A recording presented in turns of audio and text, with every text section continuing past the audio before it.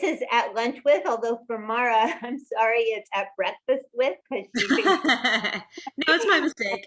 I just realized I was like, oh shoot, that's actually in the morning. Don't So worry I'm about it though. tuning in to know who you are, but I'll tell them anyway. Mara is an amazing young woman who has already lived an incredibly full life. As a little girl, she became a movie star in major Hollywood films, including Matilda and Mrs. Doubtfire. And if you were a kid at that time, I don't have to tell you. And if you were a mother of a kid like I was, I don't have to tell you. But eventually she made a decision to leave show business to follow her passion for storytelling. A graduate of NYU, she writes plays and fiction and nonfiction and performs at storytelling and comedy shows. And I have spent the last week immersed in this fabulous book. I have my Post-it notes still there. Where Am I Now? A memoir which is fascinating, observant, and sometimes very heartbreaking. Mara, thank you for having lunch/breakfast with me from Thank afar. you.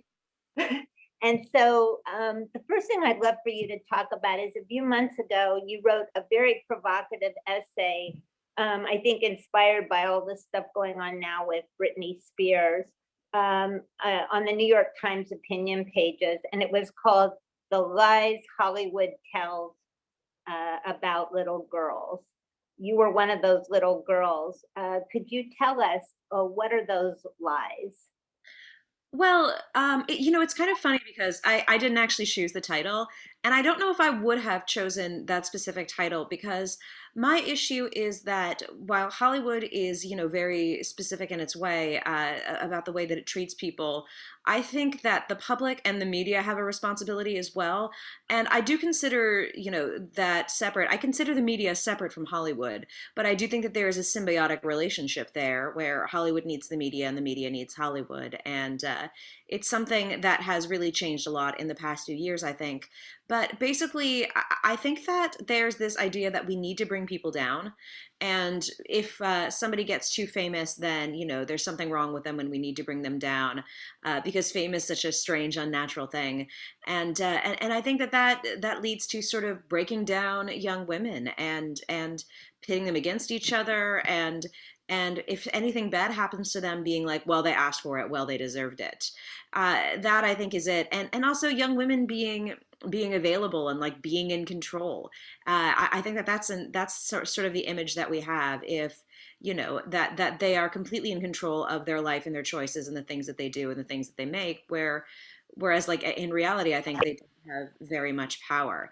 I got told a lot when I was growing up that like I must be a terrible brat for like the way that I acted and or another way that I acted just because I was a child actor. But I think that they don't realize that most child performers are people pleasers.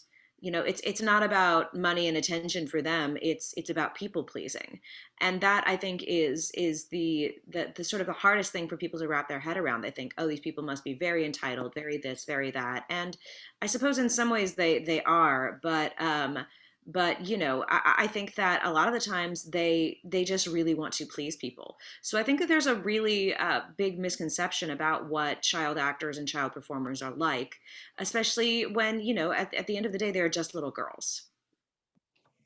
Yeah, and I have to say, reading your book was so upsetting, and at a lot of times, my daughter's just a couple years younger than you are, and I was thinking about what to have to go through that kind of scrutiny at such a young age is really horrific.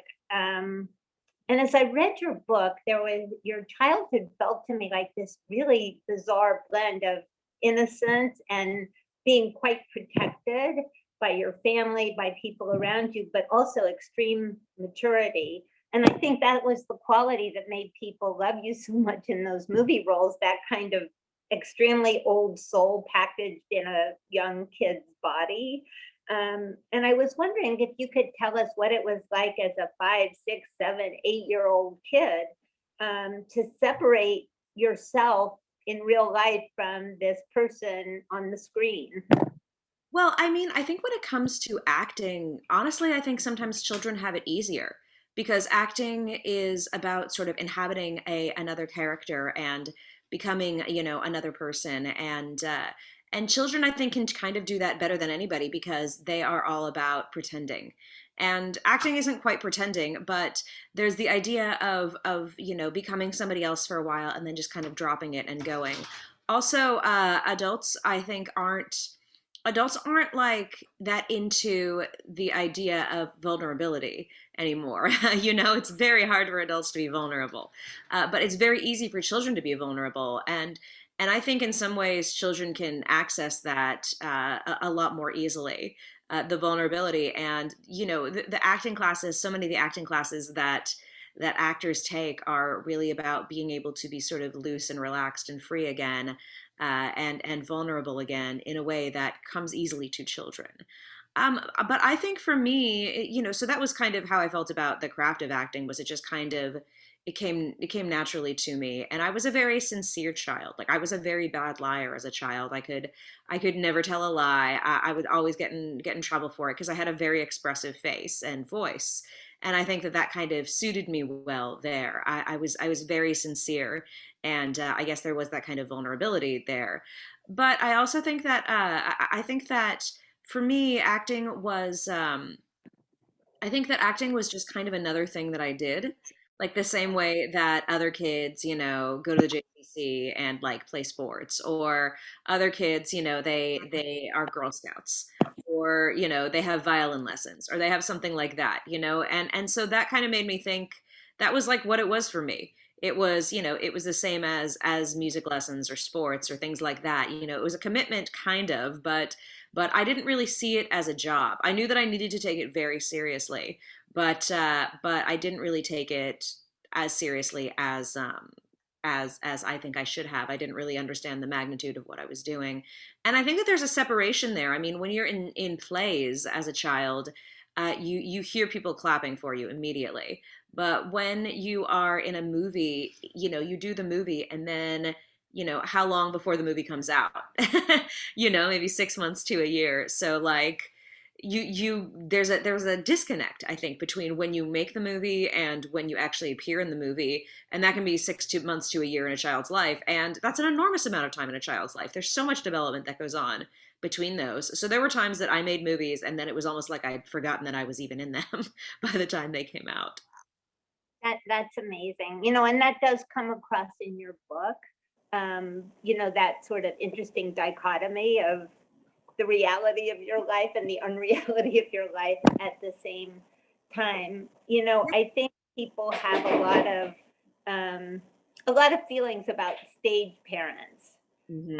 Yet, one of the things that was sort of gratifying to read about in your book was how warmly and lovingly you write about your parents.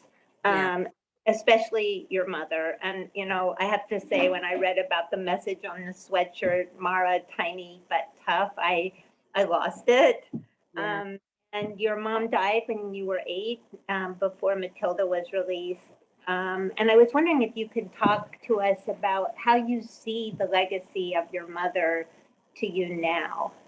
Well, I think that one of the reasons that I wanted to write this book was because I wanted to sort of give a tribute to my mother, because my mother was such a character and such a presence in my life, and I kind of couldn't really even explain her to other people. She just loomed so large, and that was something that was she was somebody that was of paramount like importance to me in my life and in my childhood. And so I think that was kind of what I was one of the things I was going for. Was I really wanted her to be sort of memorialized in this. And so I think that was really part of it. My mother was very into like doing things for others, and charity work and volunteer work and things like that. That was definitely what she wanted to do. She really loved doing that. And I think her being Jewish, Judaism was a very, very important part of who she was, and it informed her choices and her life. And she had a very hard life growing up with her parents, and I think that she you know her priorities and her values were that you needed to be strong and you needed to be smart. And so that was thing that she really drilled into us was that you needed to be, you needed to be as smart as you possibly could. You needed to be well read. You needed to be well educated, and you also needed to be strong and resilient. And she valued that. She valued being tough over, over looks and over material things. It was, it was always, you have to be strong, you have to be smart. And she made me a little, t-shirt, or a little sweatshirt actually, that said Mara, tiny but tough. And that kind of shows you what she was going for, and the hopes that she had for her daughter, I think. Yeah, she'd gone through a lot in her life, and she was just kind of a force. But yeah, but people loved her. She could be difficult to be around sometimes, but people loved her. And she also, I think, like me, was very sincere in her values and in who she was. So you tell quite a great story in the book about Danny DeVito and kind of his gift to your mom when she was sick. Could you tell us a little bit about that, and then what it was like? People want to know, what was it like working with him? Because I think people also have this idea that people who work with children are always going to be monsters or terrible or whatever, and that didn't seem to have been your experience, at least with Yes, I have I think that, well, I didn't actually know that this had happened. I didn't actually know that this had happened until many, many years later. I was, my mother died in the production, because there's pre-production, and then there's production, and then there's post-production in a movie.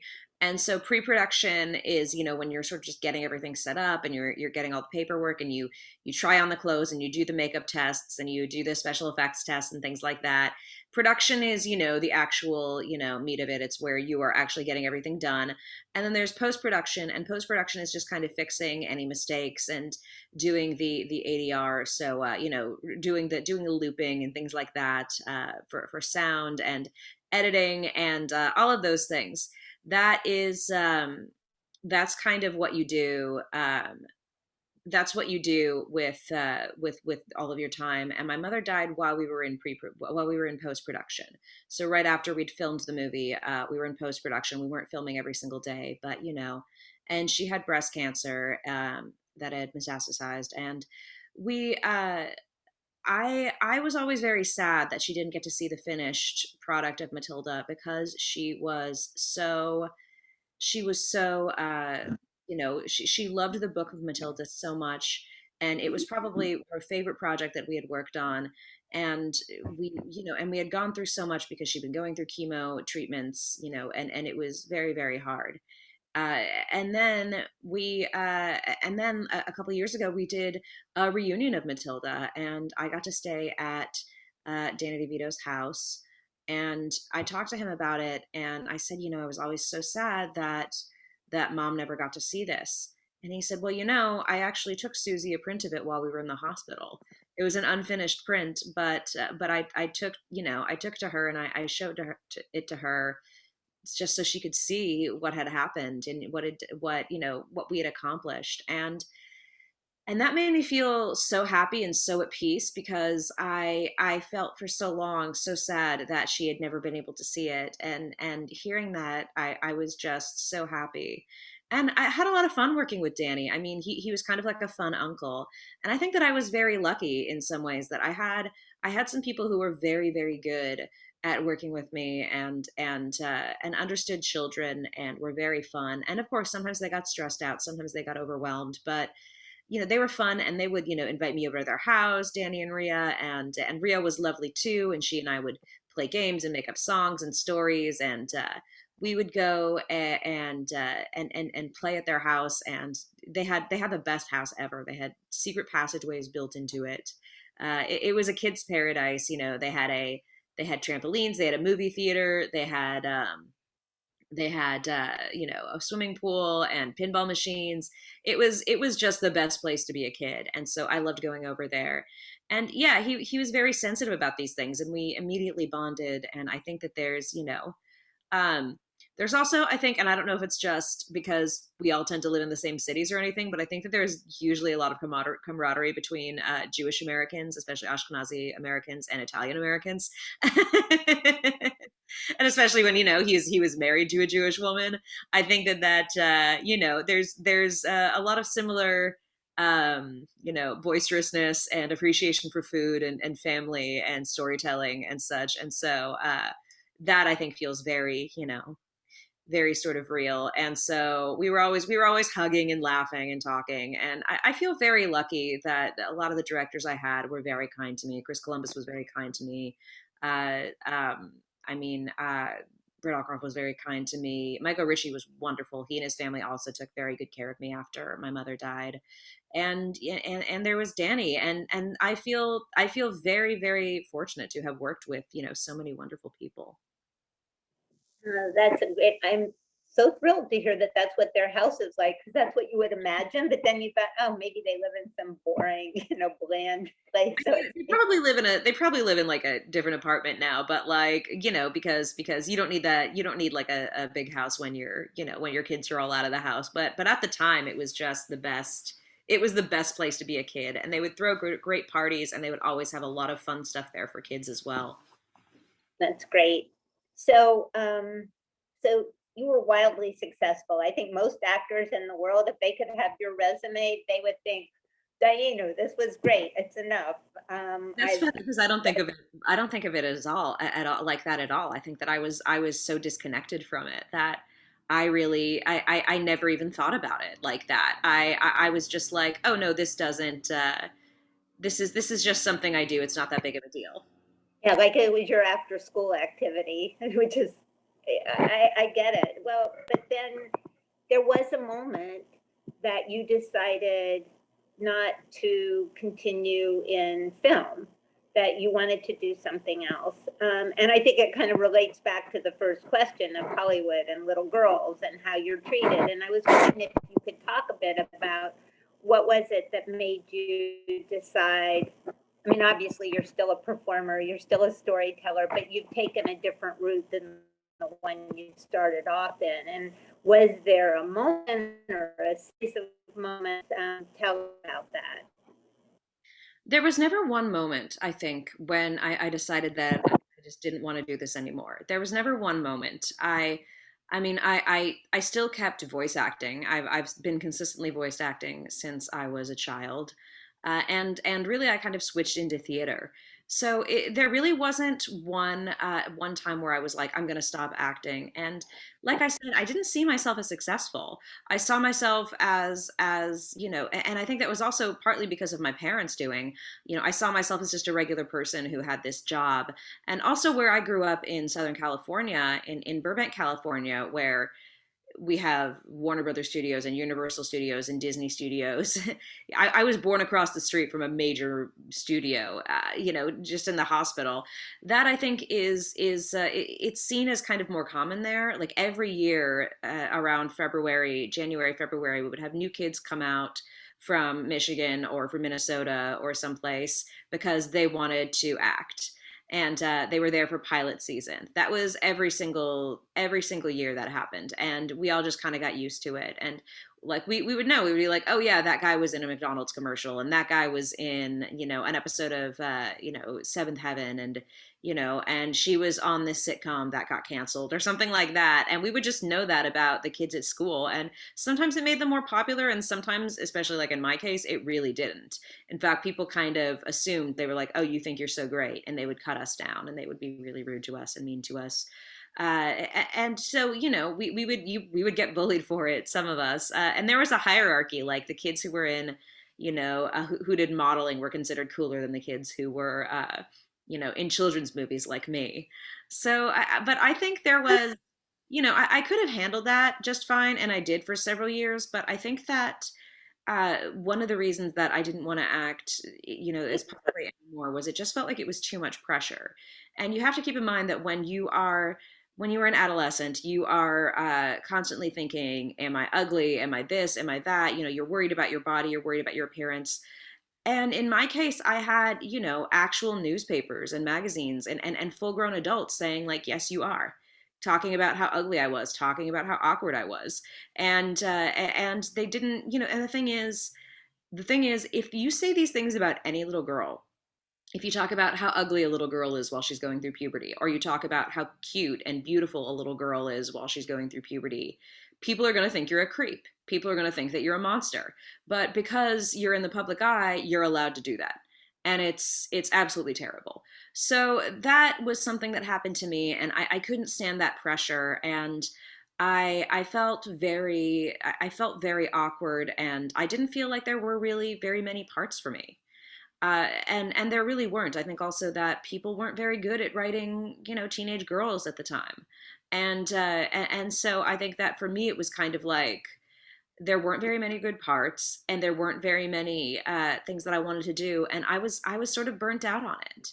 And I would go on auditions, and I would self sabotage, and I would feel frustrated about the things that I would do, and I got turned down for several for several parts just because like I was I had like too full of a figure to be playing a younger part, and child actors usually play parts that are a little bit younger than they are. So I think that I kind of couldn't do that anymore, and I was exhausted and I was burnt out because also when you're on a film set every day, you're being told what to do, and if there's one thing teenagers don't like, it's being told what to do.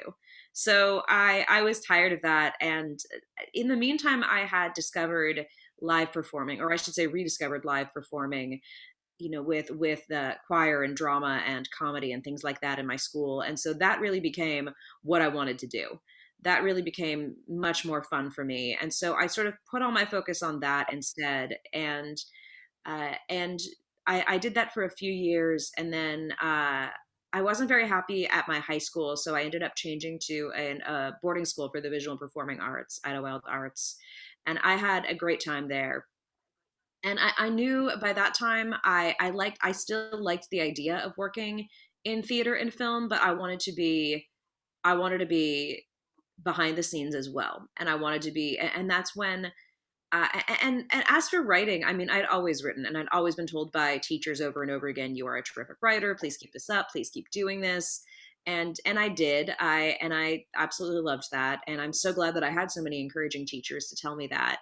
And I eventually, when I went to college, I realized that playwriting was something I really loved. And I think that that was probably because I'd spent a lot of time with people who'd listening in on like adult conversations and things like that, and eavesdropping, because I just spent so much time around adults. And that's kind of what playwriting was to me. It was just the way that people talked. I'd also spent my childhood reading scripts, so dialogue was something that I really liked to do, and something that came easily to me. And so I did that. I worked on that, and that kind of became my thing for a while. And so did telling stories about my life, because people were like, oh, you've had a very interesting life, and I was like, oh yes, I guess I have. So uh and storytelling was really what got me into acting in the first place. When I was a child, I loved making up stories and acting them out. So it was kind of like I was rediscovering my love of language and of dialogue, but also of storytelling. So I think the other, well, there's so many things I want to ask you now related to that, but one is one of the things that you do so bravely and beautifully, I think, in the book is talk about very specifically those pressures that were on you and how you coped and didn't cope with it. And I was wondering in writing this book if that was part of, or just an unintended consequence, that I would think that especially for young women to read your book would be extremely helpful to see, oh my God, here's this person who's so successful and so whatever, and she's been through these traumas and these doubts about herself.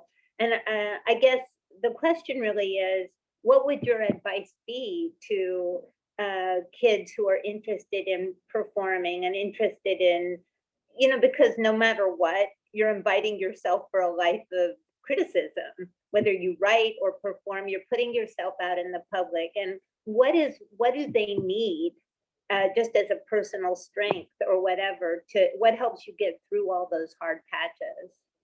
Well, I mean, I would talk to them, but I think more importantly, I would talk to their parents or their guardians. I think that is probably the most important part, is that you need a solid community of friends and family that love you and support you no matter what, that don't care what you do, who see you as the real person that you are. That is the most important thing. You need people to tell you when you're wrong, and you need people to let you know that you are loved regardless, and not to, move on and forget them. I think that that's very, loyalty is a very important thing, and you need people because it's going to be very hard to make a mistake in the public eye. So you need people that are going to love you even when you make mistakes. And I think a lot of people didn't have that. A lot of the child actors I knew growing up, they had parents who, were struggling with addiction, or parents who'd been living in poverty for a long time. They had parents who felt disappointed because they didn't ever really accomplish things, and they would do that. And that's the thing too, is that people talk about stage parents, but there's not one kind of stage parent. And in a lot of ways, I think the idea of the stage parent is kind of a sexist idea, because you think of like a woman, you think of a Mama Rose kind of character. And not that I don't love Mama Rose as a character in Sondheim in general, but that's only one kind, and there are some, I found too, there were some who, especially women, who were very, very, they always wanted successful careers for themselves as business people, basically. And they got that by being their child's manager.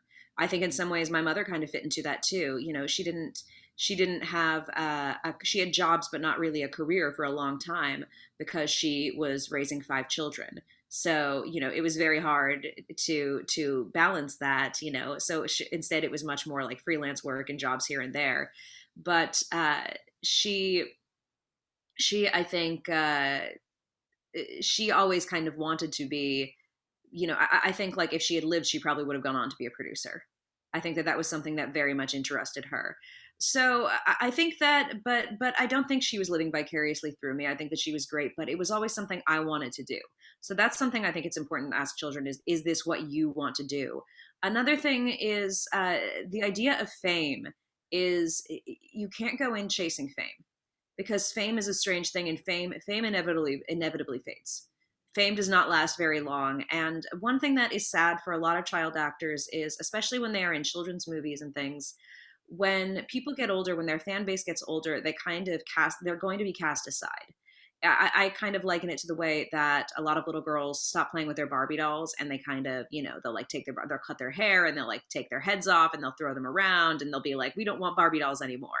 And that, for me, that was my experience, because I was in a lot of children's movies, and there's this sort of idea to push away anything seen as childish and babyish. And unfortunately, for a lot of people, that was me. I was in little kid movies. And now, of course, it's sort of come around, where now I have, people in their 20s and 30s saying, I actually love Matilda. Matilda helped me so much. And I love Mrs. Doubtfire. And people are saying that I introduced my movies to their children too. So it's come full circle. But there was a lot of time that I felt very rejected and seen as an object. And that's the thing too, is you're going to be criticized by people who do not know you. And seeking fame isn't good. It needs to be about, you really love the performing, you really love the becoming someone else, the joy of it, and that the camaraderie of being on set, the feeling that you get in front of an audience. But I think what I would suggest to children, if I could say something to children, was, okay, think about what it was that made you really want to be a performer. It was probably performing for your friends and family. Maybe, the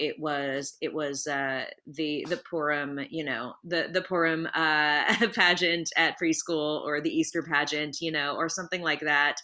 Maybe it was like singing in front of your parents and their friends, something like that. Maybe it was telling jokes, and think about that. And then think about, if you could only ever have that audience for the rest of your life, how would you feel?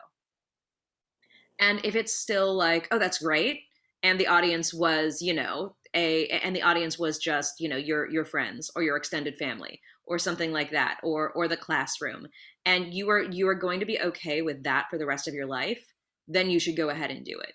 If you want fame, I mean, a lot of people want fame in some way, or want money in some way.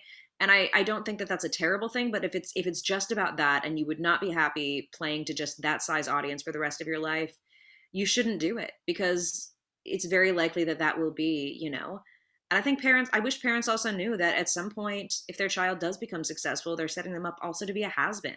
And there's a lot of cruelty towards former child actors. And I think that we're getting better about that. My cat agrees with me.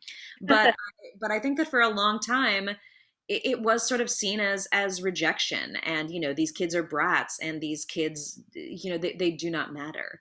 So that I think is children are sort of seen as disposable, and other children really love to bring down children that they think are too high and mighty, and so they see that a lot with it. So, but also there's going to be grown adults commenting on them, commenting on their lives, on their bodies, on their choices, their relationships, and that is very hard for anybody to go through, let alone children.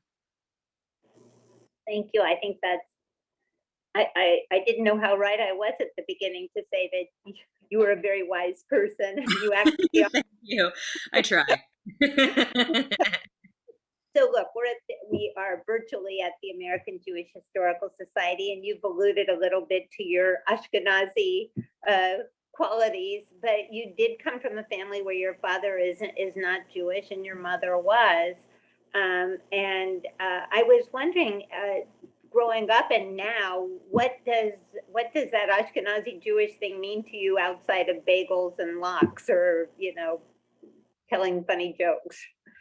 Well, I mean, I think that I grew up I grew up in a very observant home. My mother was very observant, and so I think that for me, a lot of it was, sort of associated with a lot of more like conservative or even like conservadox, you could say, associations. And I worried a lot about religion as a child, and I thought about it all the time. And so it was a very big part of my childhood. It was a very big part of who I was.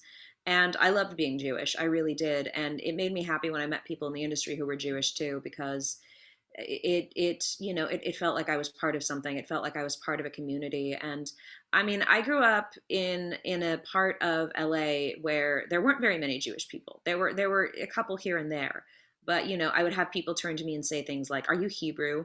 And there was I think there was like one Jewish temple in town, and I did go to a Jewish preschool that I loved, which is still one of the best schools I've ever gone to. But most of the kids who went there weren't Jewish.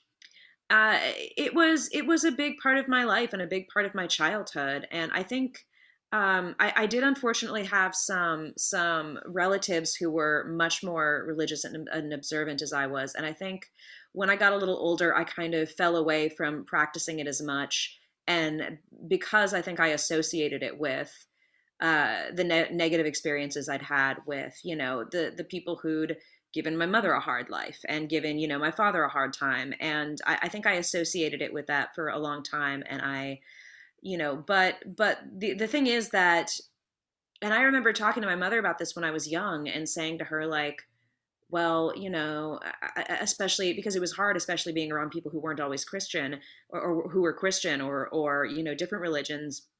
And I remember saying to her, like, Mom, what happens if I feel attracted to other religions? What if I want to explore these things? And she said, well, it doesn't matter because you're always going to be Jewish. And that's the thing I think about being Jewish, is that it is a part of you no matter what you believe, and you can be an atheist and be Jewish. I know, I mean, I live in California. I know, Jewish Buddhists. I think that it is a part of you, and it is. And for me, I think that Judaism is about being part of a history and part of a community, and that is something that I really, really love. And I think that for a long time, for me, it meant Ashkenazi. Like I went to Cantor's Deli last night, which is famous. I had matzo ball soup. I love that. That's comfort food for me. That's the kind of thing that that's part of what being Jewish is. But I also know there's a long, wonderful Sephardic history as well. And there's so much. I don't know. I think that I rediscovered it as I got older, sort of in the same way that I rediscovered film. And for a while, I sort of turned away from film because I was like, theater is more real, theater is more fun, film is a waste of money, and because I'd gotten burned in a way. And so, and it's funny because I think probably both of these things were because I went to NYU, and so I lived in New York, and I had, I dated somebody who was Jewish and a film major. So I kind of had experiences with that, but that person had grown up with a Reformed Jew in New Jersey, which was very different than growing up, where I had and how I had, and it was it was I don't know, and I think that I kind of fell in love with that again. And I remember walking by like the Workman's Circle in New York and being like, who is that, and what are they, and what do they believe, and looking them up and being like, oh wow, they actually accomplished a lot, and they did a lot, and some of their beliefs I actually still agree with. And the idea of and I still feel like to this day I feel most comfortable in places where there are other Jewish people around, and all kinds of Jews. I feel a camaraderie with them. If they're Sephardic, if they're Mizrahi, if they're Beta Israel, if they're Ashkenazi like me, I feel more comfortable with them. Because I think that it is a part of who I am, and I don't think I'm ever going to escape it. But I also don't want to, because I think it's part of an amazing. It's an amazing history. And I think as a child, I was for a while I was the first daughter and the youngest child with three older brothers, and then I had a little sister. And so maybe I have kind of a middle child thing where I always want to belong. I always want to be part of something. But with Judaism, I love that it's such a long, beautiful history, and it's so diverse. I there's so many different opinions, and the idea that we want different opinions, and we welcome doubt, and we welcome questioning, and we welcome education, and strength and resilience is something that is very important to me.